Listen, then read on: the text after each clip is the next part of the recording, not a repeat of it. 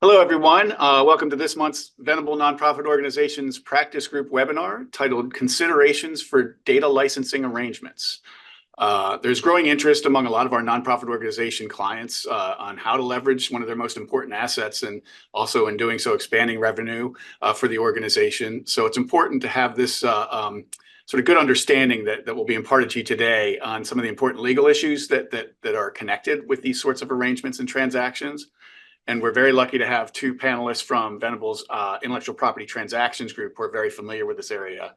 My name's George Constantine. I'm co-chair of the Nonprofit Organizations Practice Group here at the firm. And I have the privilege of introducing today's speakers. And I'll start very briefly with AJ. Both of these speakers are very knowledgeable and experienced and have great lengthy bios on the website. If you care to view those, I will not do them justice today with my brief intro. But just in the interest of time, I will keep it short. So first, it's AJ. AJ Zotola is a co-chair of the firm's Intellectual Property Transactions Practice Group. He has in-depth knowledge and experience working on the drafting and negotiation on a wide variety of agreements, including the ones that will be discussed today. Presenting on the topic with AJ is Channing Gatewood, an associate in the IP Transactions Group. And she also works exclusively on intellectual property and related transactions. I think many of you may recognize both Channing and AJ's names. They frequently will work on agreements that our nonprofit organization clients will have in this area and other related areas. And they have really good background and understanding, not just in the IP transactions area, but also working with nonprofits. So they understand it from your perspective. And so I'm sure you're in for a treat for today's presentation. Without further ado, I'll stop here and turn it over to AJ. Great. Good afternoon or good morning, everybody, and thank you for having us. So as George noted, today we're going to talk about considerations for your data licensing arrangement. To a certain extent, this will be primarily from the perspective of a licensor, but we will also be addressing topics where you can look at it also as a licensee as well. Next slide, please.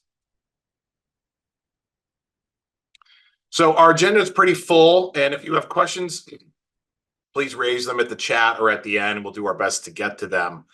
But today we're going to try and bring you through a full data license and all the aspects of it for you to think about. So we'll be going over data licensing basics, data licensing in the advertising industry, and how that might relate to nonprofit organizations. And then we're going to break down the data license contract. So that means that we'll be walking through the key considerations for such an agreement, including the rationale, the complexity, the compliance. And then finally, we'll conclude with some best practices.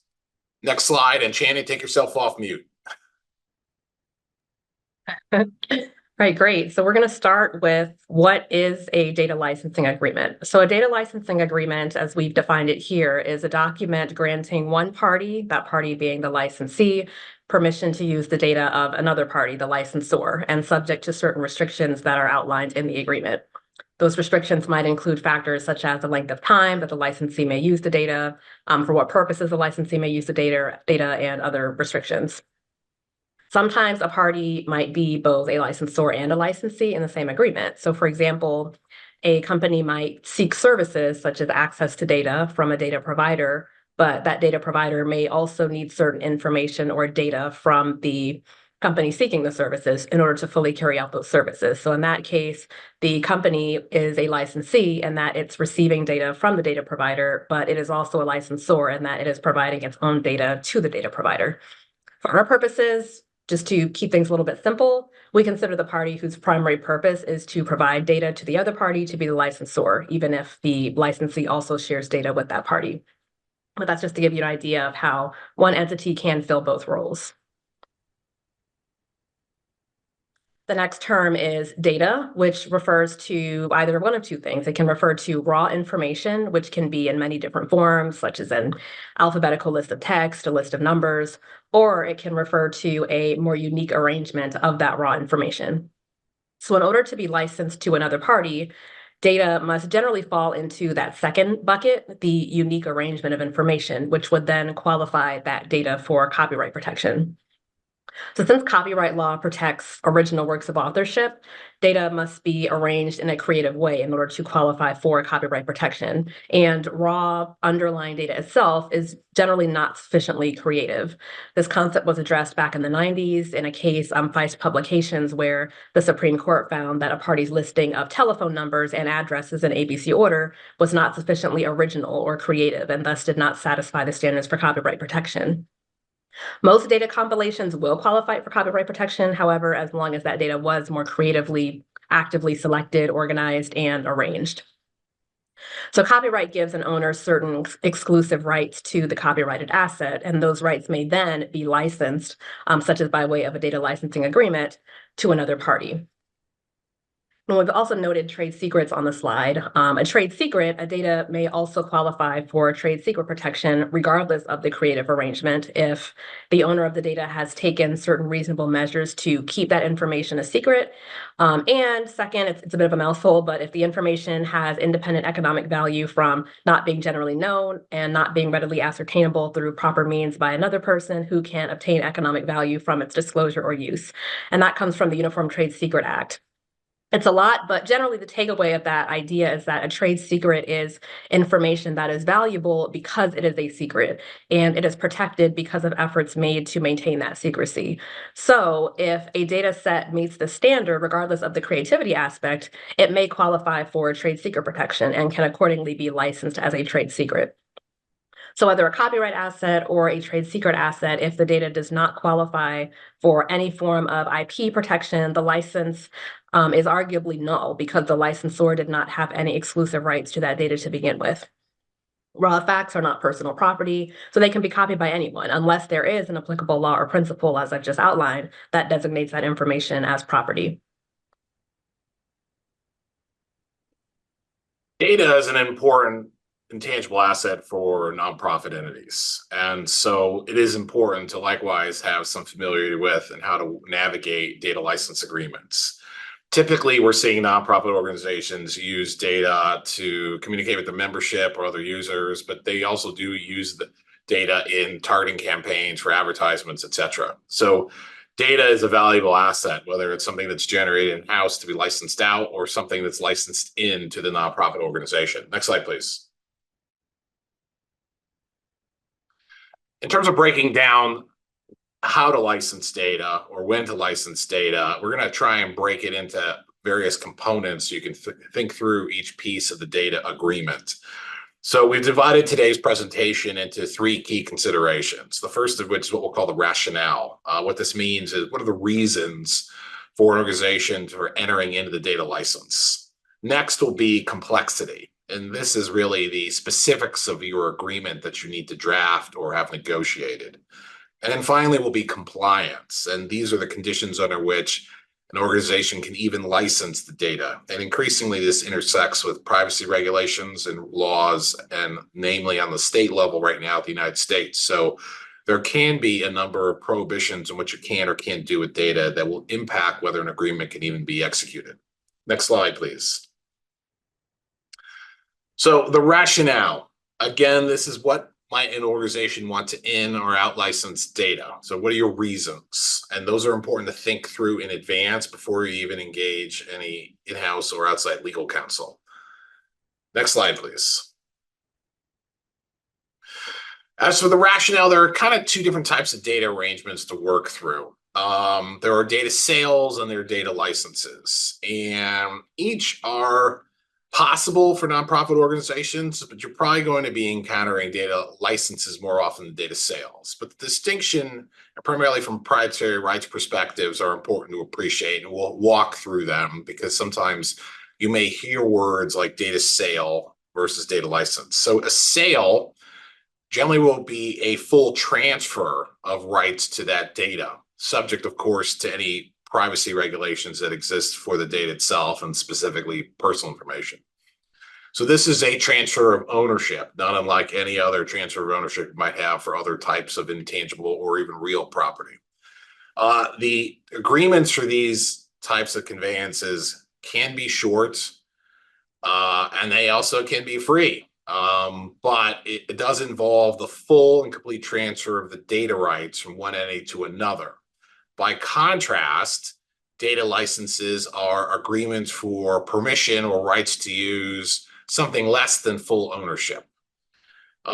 These agreements generally are for ongoing relationships, and they frequently will include a number of conditions on use. And as it relates to the consideration, they're not normally one-time events. And so there are opportunities here for there to be ongoing fees or royalties. And so when you're thinking about both types of scenarios as a licensor of data, the nonprofit needs to think a little bit about what type of rights it wants to convey away. Does it wish to have a one-time event where it gives away all the rights, namely data sale, or is it looking for something ongoing where it's merely extending permission and a right to use and possibly receive in consideration ongoing fees? Next slide, please. As noted earlier, nonprofits use data quite a bit. In terms of the types of agreements we've seen or the types of scenarios, we've seen data used quite heavily in targeted advertising campaigns, other types of online advertising that is driven by the data itself to ensure that it reaches targeted audience, for research, for analytics. Nonprofits frequently are licensing data to enhance their own databases. They may be sub-licensing rights to use the data to another party. They may be using the data to create products and service offerings. And they may be using data for analysis. And those are just some of the reasons. Later, when we talk about compliance, there'll be a need to be aware of certain limitations that exist in using certain types of data for some of these use cases. But the type of data license is growing. And so this may become a more common agreement that your organization encounters. Next slide, please.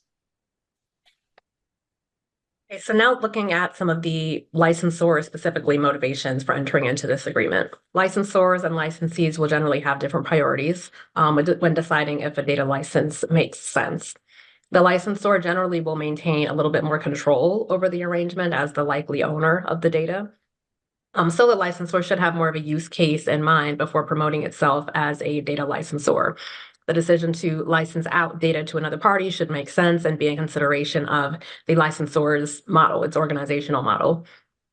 A licensor should also think about what rights to the data and under what conditions it would actually be comfortable licensing out its data for another party to use.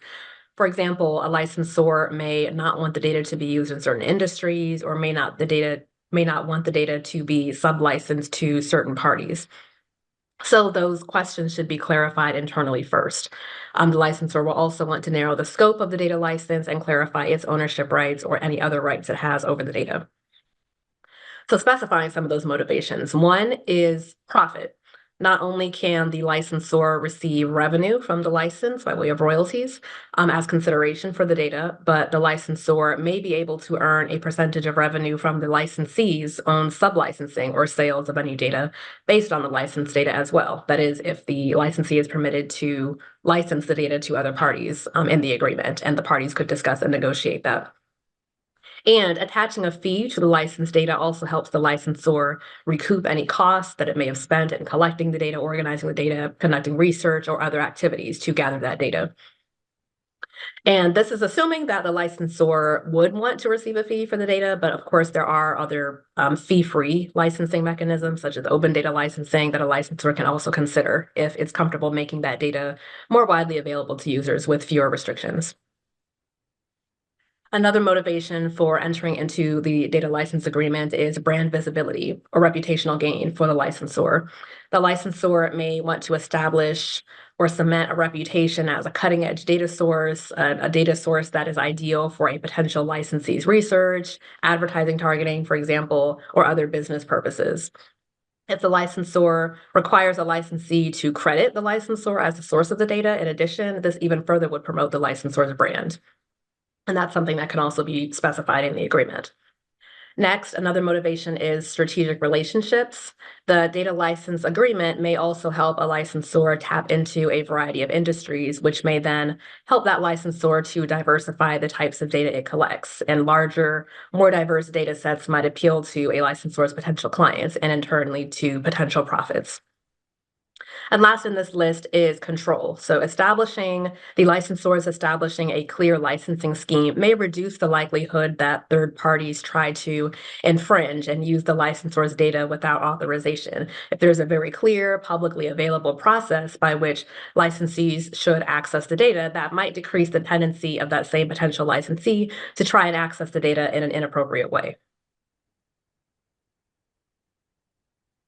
So moving on to licensee motivations, the recipient of the data, and they will generally have some different incentives. One is easy access to the data. So by receiving a license, the licensee does not need to carry out the research and processes necessary to collect the data to begin with. So bringing in data via a licensing agreement might be more efficient, even though it might also be at a price. Another motivation for the licensee may be to enhance the licensee's own data set. So that might enable the licensee to, in turn, enhance its own service offerings, products, or other services. Next is revenue. We discussed revenue a bit from the licensor side, but the licensee may also, if it's permitted in the license agreement, be able to combine the license data with other data sets, its own data sets, and then provide access to that data to the licensee's own clients. And this option could be motivating if providing data to clients in this way is one of the licensee's own service offerings. Another motivation is having a better understanding of consumer behavior. Receiving a license to use certain data, just that data alone may help the licensee analyze consumer, member, potential member behavior, which might inform how the licensee develops future products, campaigns, promotional materials, or just general organizational strategies.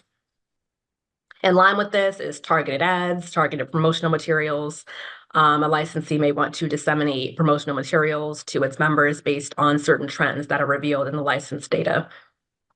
And last in this list is risk reduction, particularly from a compliance perspective. The licensor, so the party discussed on the previous slide, will likely have needed to comply with certain laws in order to collect the data at all, such as notifying the subjects of the data that their data was collected, among some other requirements, some of which we'll touch on later. The licensee will have its own obligations, of course, but the licensor, as the collector, the controller of the data, many of those data protection compliance obligations and liability that may stem from those obligations that they're violated will fall more heavily on the licensor instead of the licensee. So that alone might be a motivation for the licensee to assume the licensee role as opposed to the licensor role. I'm going to pause here and provide the CLE code, which is Data 2024. Again, that CLE code is Data 2024. So data doesn't necessarily have to be personal information, although that is data commonly licensed. By personal information, what we mean is anything that can be used to identify a person or perhaps a household. So these are categories like name, address, phone number, email address. We had a question earlier about, what are examples of nonprofit data? So up on the screen here, you'll see the types of things that theoretically can or have been licensed by nonprofits. And obviously there's a pretty wide selection of items here, and not all organizations will be licensing this. The other thing to be aware of is you don't necessarily need to be sharing the actual information. There are ways to share the data in a way that provides the substance without actually sharing the full data set. And you see this quite often when there is a need to tap into the specifics of a person without actually sharing the personal information directly. But these are some of the examples, and obviously there are a lot of different data sets out here that aren't named, so data can be a wide variety of things. Next slide, please. So moving on to consideration number 2, complexity. This is the reason for entering into the data license agreement. Parties on both sides of the transaction need to start thinking about the mechanics the specifics of the transfer, how much data is being shared, for how long, in what form, and for what uses. Next slide, please. To help you think about this, we have come up with what we're calling the 5 W's. We break this down, the who, what, when, where, and why. And when you're drafting your license agreement, when you're reviewing a license agreement, we recommend that you think through each one of these as a start. Answers to these questions will help you really drill down on the specifics of your agreement and arrive at a narrow set of details that will probably be best tailored for your transaction. Next slide, please. Starting with the first of the 5 W's, the who, and this may seem obvious, but it's not always. You need to sort of identify who the licensor and the licensee will be, because the parties talking may not be the named parties to the contract. And you also then need to speak out in detail to whom the data can be sent. It may not necessarily be going to the contracting party. And within that contracting party or the name of the recipient, you need to specify which individuals can actually receive or gain access to the data. Also appreciate that your licensor, the named party to your data agreement, isn't always the owner. They may have been empowered to sublicense. And finally, you need to be thinking about whether or not assignment or transfer of the data relationship, data agreement to another party is possible. Next slide, please. So next we look at the what, the second W. So under that category, both parties should consider what and how much data is being transferred. How will that be specified in the agreement? It's not uncommon for the data to be described in a separate attachment, as the parties generally will need more space beyond just one paragraph in the agreement to describe the licensed data. But even if the general categories of data is specified in the body of the agreement, a description of that data, what it is, should be more specific within the document. Another what is what theory of IP protects the data, as I discussed earlier. Is the data classified as a trade secret or a copyright asset or some other property asset? The permitted uses for the data should align with that answer, which is why that what question is important. For example, if the data is categorized as a trade secret, the licensee may be more limited in how it can use the data, to whom it might share the data with, et cetera, since secrecy is fundamental to trade secret protection. Another what is what form of data is being licensed? Is the data a form of business or customer or member records, payment history, financial records, analytics, reports, et cetera? Ideally, that what would be specified in the agreement as well. Another what, in what format will the data be delivered? Flash drive, email, et cetera. All of these and more are what's that should be either described in the agreement or otherwise determined prior to execution of the agreement. Next is the when. So when, or what is the length of time or term of the license agreement? For how long will that license be in place? And in line with that when, there are a few other questions. Can the agreement be terminated early? Generally, the licensee to the agreement will prefer that the agreement be irrevocable or not terminable, because it might be disruptive to the licensee's operations if the licensee has truly integrated the data into its work and its operation. The term of the license agreement should also align with the ultimate purpose, or the why, a separate W, of the agreement. If the license data is intended to be used to enhance the licensee's promotional materials, certain products, services, or other functions, that might warrant a perpetual license, since the licensee will be using the data on an ongoing basis. But by contrast, if the data is tied to a very specific event, and where the data use can easily be stopped by the licensee, then a shorter term might be more appropriate. Regardless, the agreement may still allow either party to end or terminate the agreement when a certain event occurs, such as a breach, a violation of law, a violation of certain confidentiality obligations. But these termination rights all play into the when of the agreement and should be specified to avoid any ambiguities.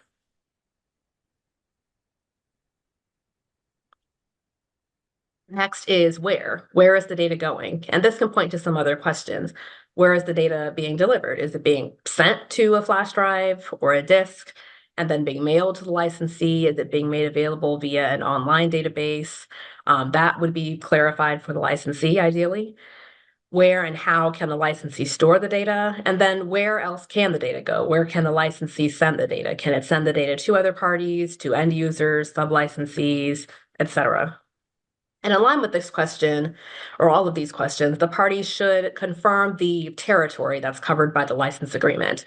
Where else can the licensee send and use the data? Would that territory be within the United States exclusively, or might it be worldwide, or might it be particular non-US countries? And this question is important because it may point to which privacy laws are applicable to the licensee's use of the data. So the agreement should answer these questions as well.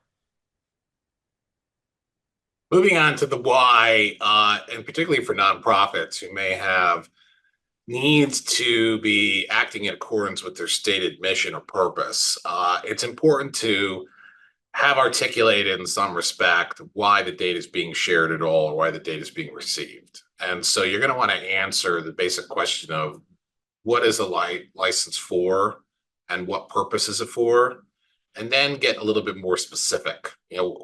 Permitted use means a lot of things, and it's not just simply saying use. You also have to speak to the various rights of a licensee. As Channing articulated at the beginning, there are different things you can do with data. They all should be either permitted or restricted. So we're speaking to the ability to, as a licensee, use data to make modifications or derivations of the data, to distribute or allow for sublicensing the data to further parties, to display the data, or other rights as may be appropriate for the nature of the data. Not all data agreements are going to have data provided in a form that really allows or should allow for all these various types of uses. You may be able to go with something specific and short if you're dealing with just basic use, but we do encourage you to think about this why question, because you need to have an agreement that speaks to what's both permissible and prohibited, because sometimes there is a need to demonstrate that the parties have set this forth in writing. And if you don't have these types of parameters set up in the agreement, it can be problematic later when we're dealing with compliance issues. Next slide, please. Other considerations that relate to the question of why, some of which we've mentioned, but if the data can be modified, what kind of modifications are you going to allow? Can you add to the data? Can you correct the data? Can you change the data?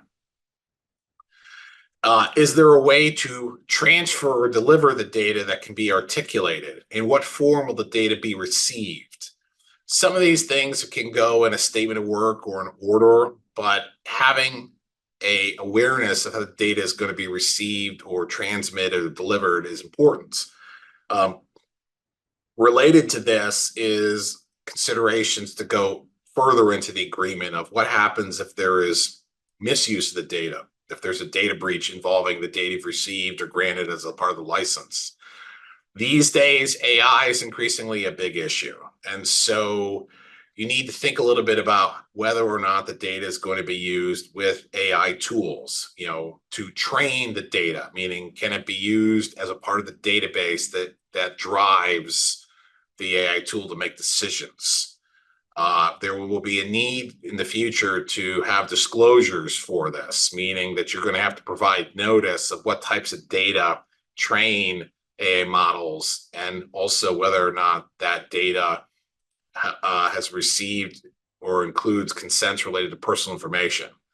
And then, as Channing indicated, and this is sort of related to the earlier point of the where, but data, although it's intangible, does reside on a physical server, which kind of gives rise to jurisdiction or control by law. So we need to be thinking about where the data is being used, and in particular, if it's going to be used outside or distributed outside the United States. A lot of times with our current nonprofit client base, we're talking about Europe, Canada, Mexico, those locations and have different laws, some of which are more restrictive in the United States. You need to understand whether or not the data is going to be used or distributed in those locations, because there may be enhanced compliance needs.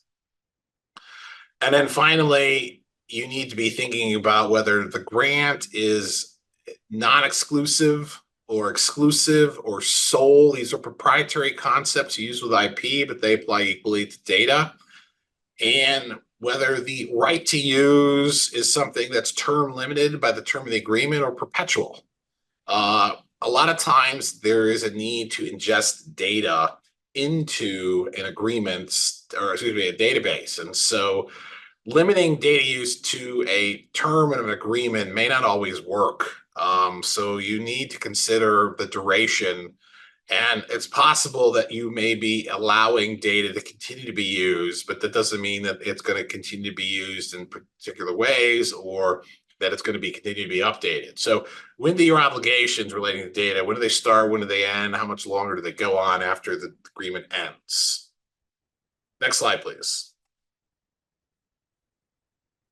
Right, so next we are going to discuss some compliance considerations, looking to the question of, can your organization license in or out the data that it wants to license, and subject to what conditions?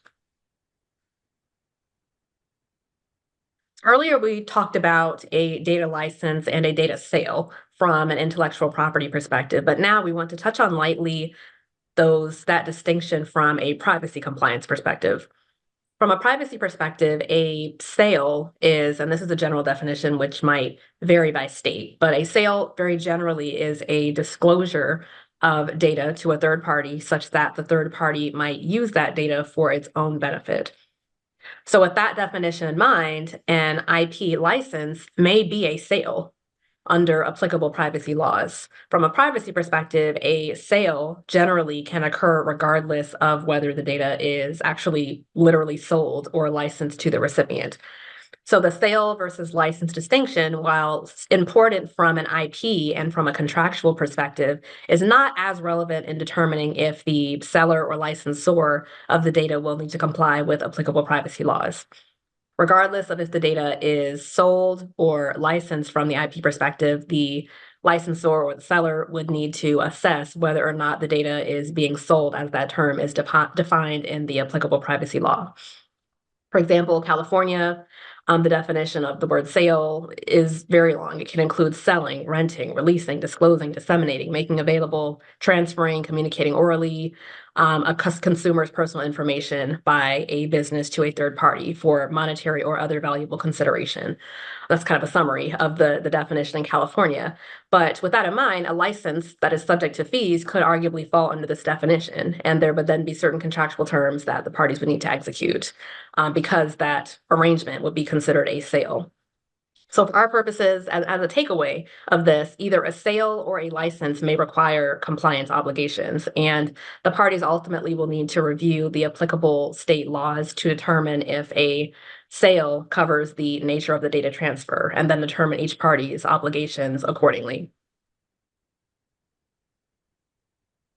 Related to compliance are various terms that are used under these laws that sort of dictate whether or not the law will apply. And we had a question about, well, what happens if data is being translated for use in another country?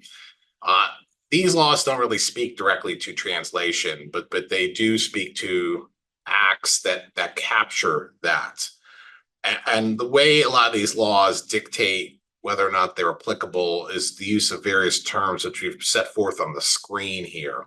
These are concepts that originated in Europe, but they're increasingly being used in the United States and in similar fashion. So we'll walk you through each of them because they're kind of important to know when these terms show up in agreement. So the controller is the entity that determines the purpose for the data license, the use of the data. The term that's used in these agreements to capture the various activities that would be done with data is processing.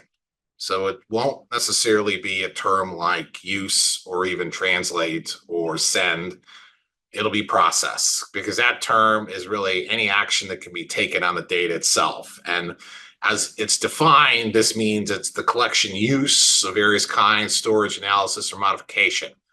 And so the entity that's receiving the data is known as the processor. And so the agreements are set up to allocate particular responsibilities to the defined controller and then the defined processor. And this is also with respect to a category of information most frequently that is known as personal information or personal data. So not all data will be subject to these laws. Most of the laws are dealing with personal data. These are your privacy laws. But as to whether or not you owe a particular responsibility, you're going to have to determine whether your nonprofit organization is the controller or the processor. They can be both depending on the circumstances, or either. You also will have agreements sometimes where, in a sense, each party is functioning as both a controller and processor when each party is giving data to the other. And so you want to break down your data terms so that you understand what role you're taking. And you also want to be thinking about whether or not that role is not really appropriate. You will see agreements with third-party vendors that may force nonprofits into the controller or processor role when it's not really appropriate. You need to be thinking about whether or not the term actually applies. Are you determining the purpose and means of the data usage, or are you merely processing on behalf of somebody else? And that's something that can think about with respect to your specific negotiation. Next slide, please. Currently, and this list seems to be growing as new state laws come out, there are at least 17 or so states that are limiting or will be limiting how data transfers, license or sale can happen. This is data about state residents going in or out of the states. And I think at this point, it's probably fair to generalize that most states have codified or will be codifying requirements or restrictions on the ability to sell or license. That means transfer data in or out of their states.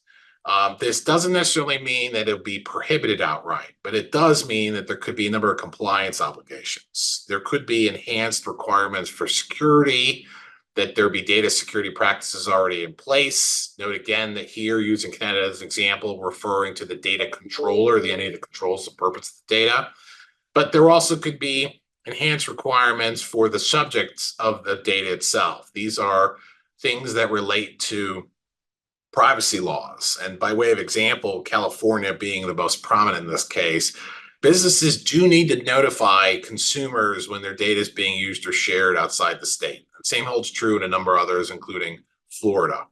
And so consumer might be the term of art used, but this can equally apply to members or users of your website. And so if you're ever going to be sending by license or sale or receiving by license or sale data on an individual person in and out of a state border, you'll need to think about whether or not your state has any additional rules for that transfer.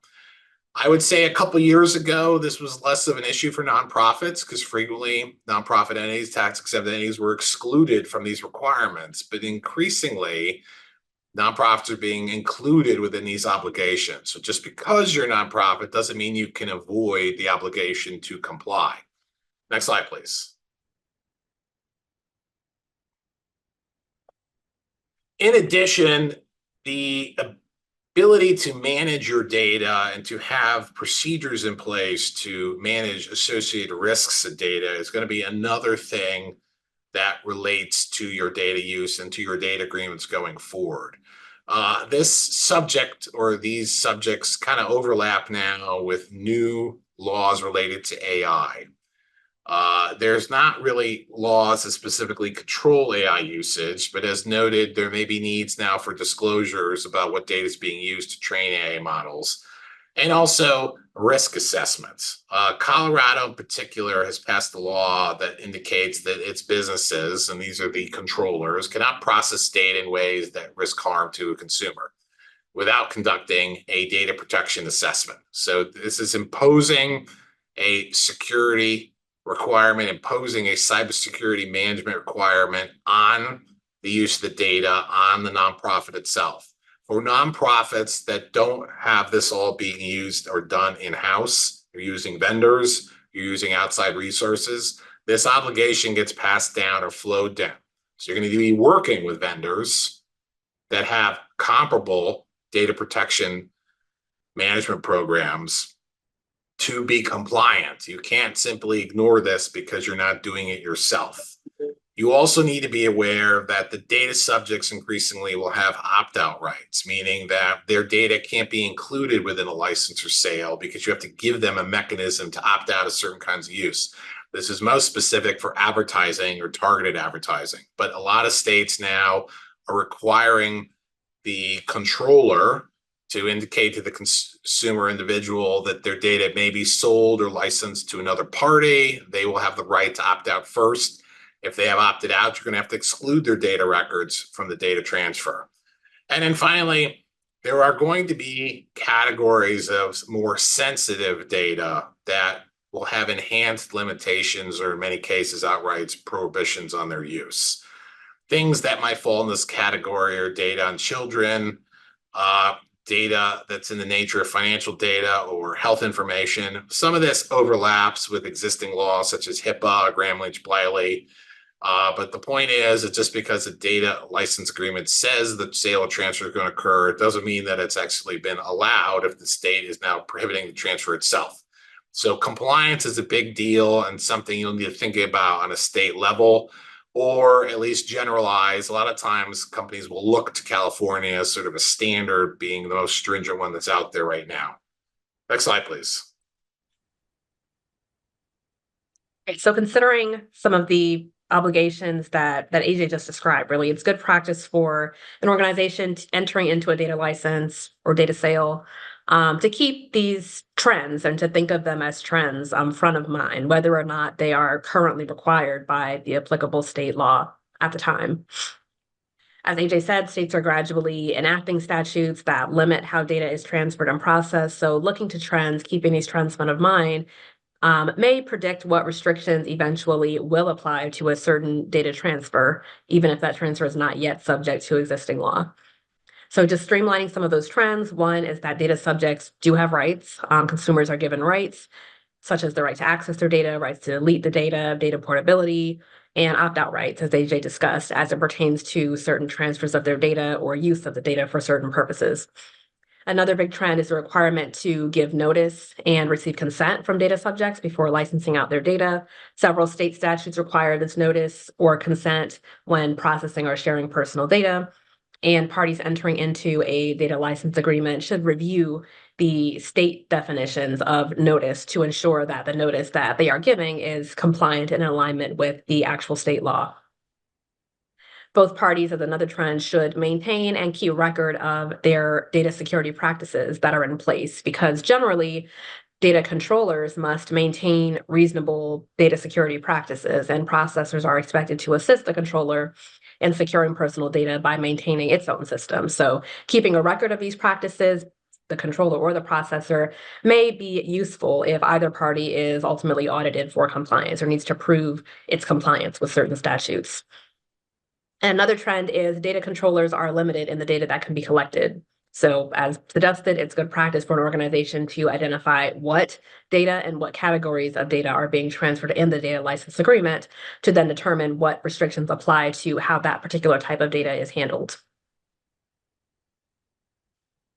Another trend is the opportunity to cure. Generally, parties will have opportunities to cure potential privacy law violations, but that right is generally limited to a specified number of days, depending on the statute. So while there might be an opportunity to correct any compliance issues, both parties should be aware that that opportunity is not necessarily endless.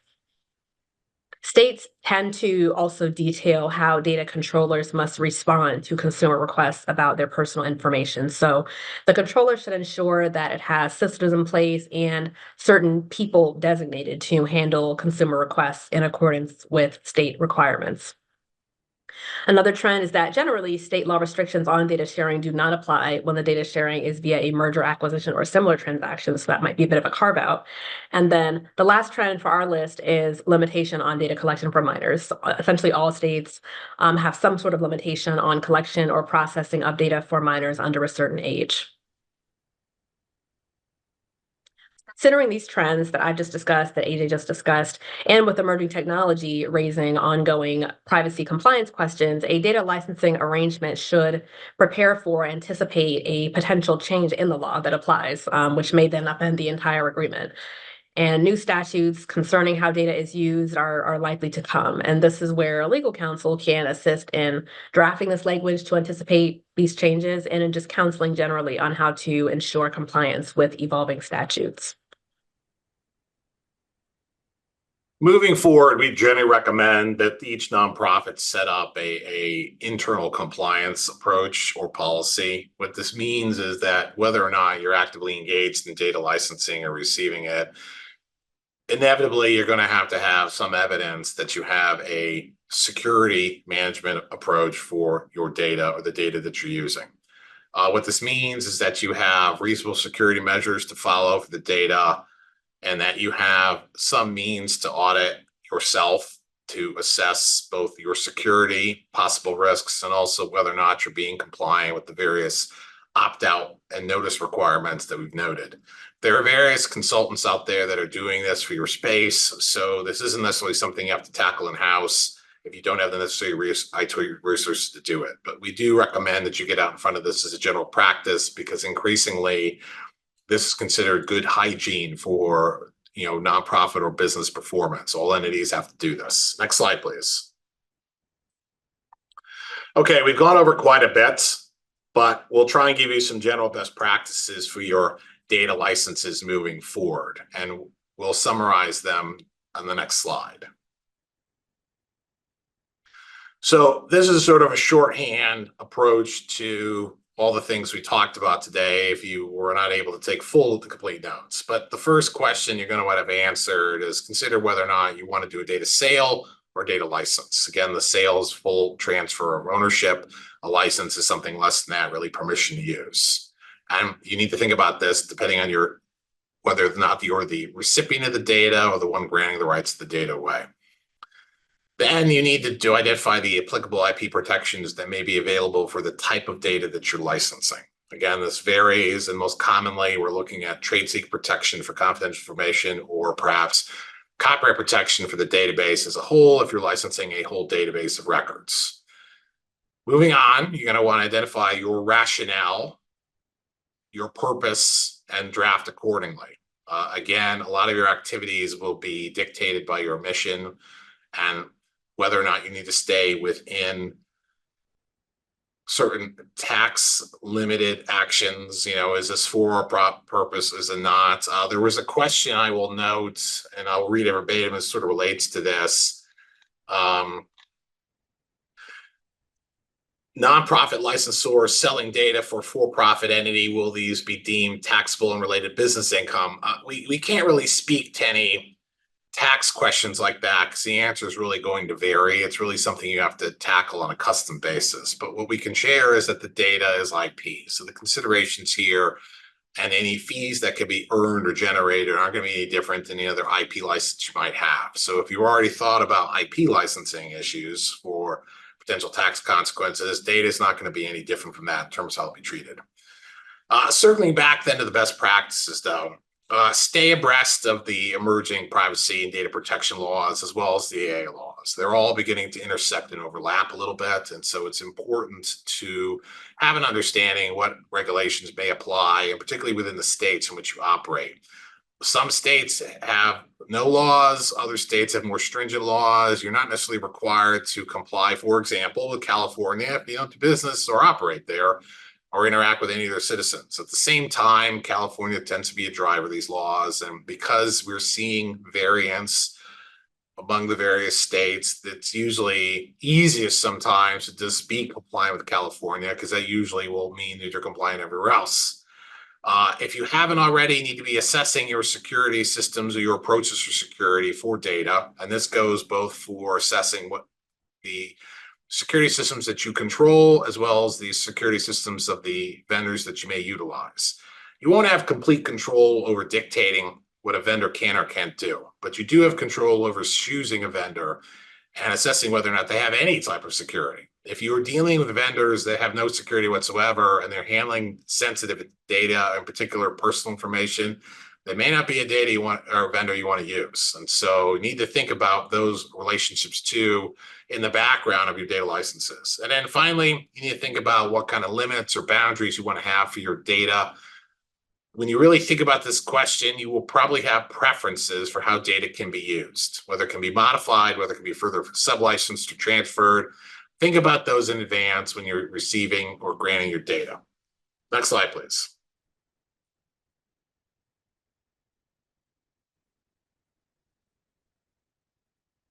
You're on mute, Channing. Almost made it. All right.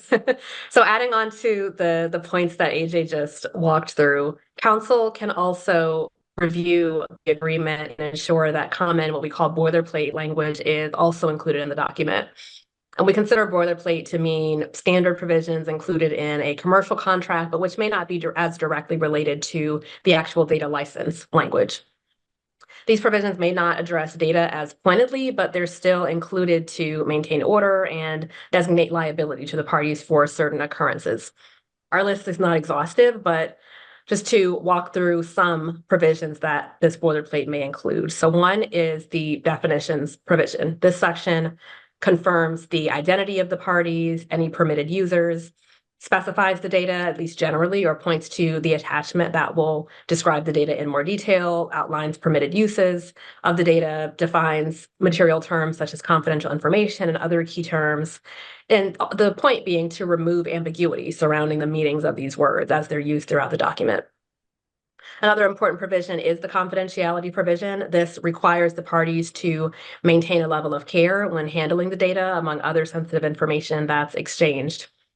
This section may limit to whom confidential information can be disclosed, such as employees, government officials, contractors, and under what conditions. And this section is particularly significant with a data license agreement, where the confidentiality of the data is very important and likely will be very important to the party disclosing the data. Another section is the indemnification provision. This section assigns liability to either party in the event of a harm or a loss caused by certain events, especially important where data is involved as well. For example, if the data is found to have been collected in violation of a certain law, the licensee, so the recipient, would want the licensor and not the licensee to be responsible for any challenges that stem from that, as the licensor was the collector of the data who shared that data with the licensee. Another provision is the representations and warranty section.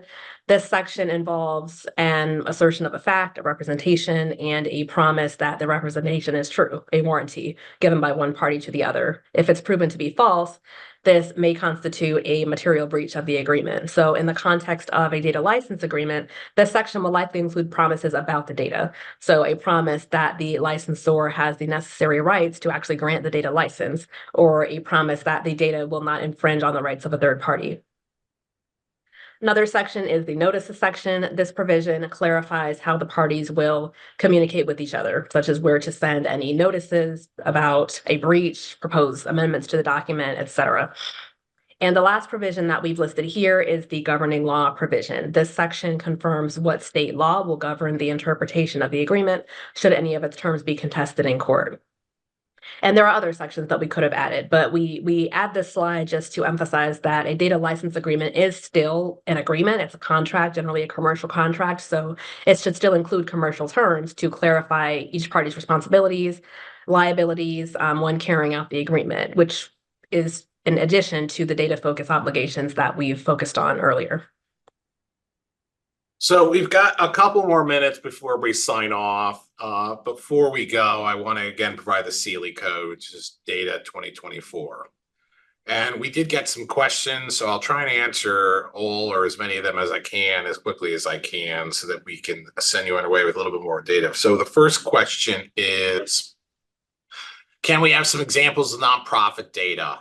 So as we noted earlier, the data can be almost anything. There isn't a special category of nonprofit data. I would say most commonly nonprofit data categories or license categories that we see tends to be personal information of one type or another, or information and records related to various e-commerce activities. But a third one might be other types of data related to membership.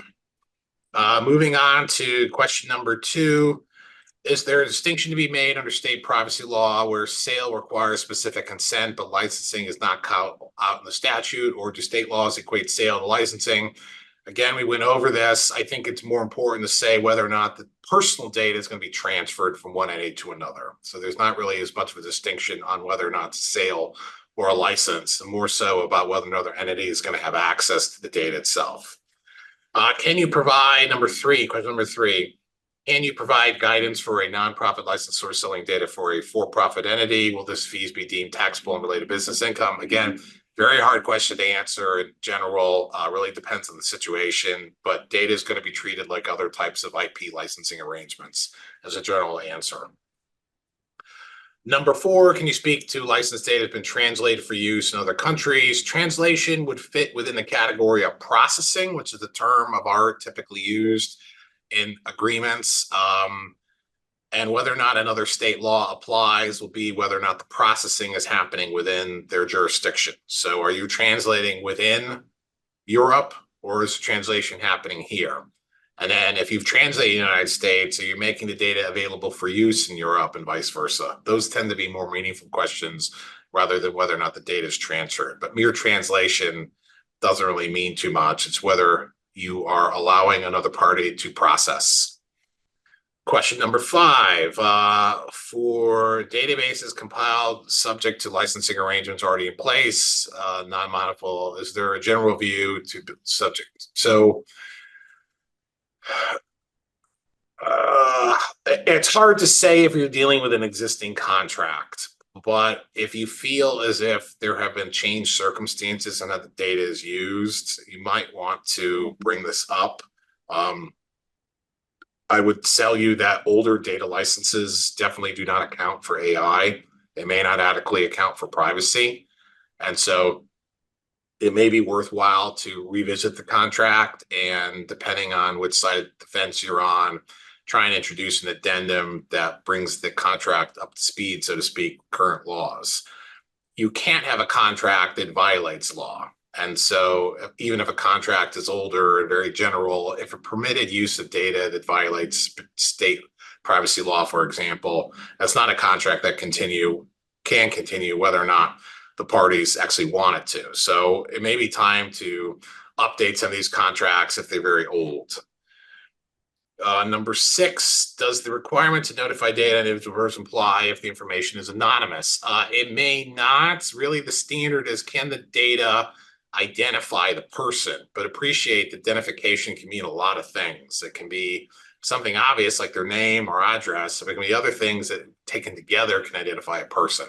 So there's a number of things that allow you to identify the household. So the standard is really identification, not whether or not the data is anonymous. But if you cannot identify the person, then you may not necessarily be subject to any of the related privacy laws or laws that govern or dictate personal data usage. And that is a typical way to work around them. And so there frequently are other types of identifiers that are used that are not personal data that sort of give access to the substance of the information without actually providing the substance itself. And this is a common approach in the advertising space. Oh, running out of time.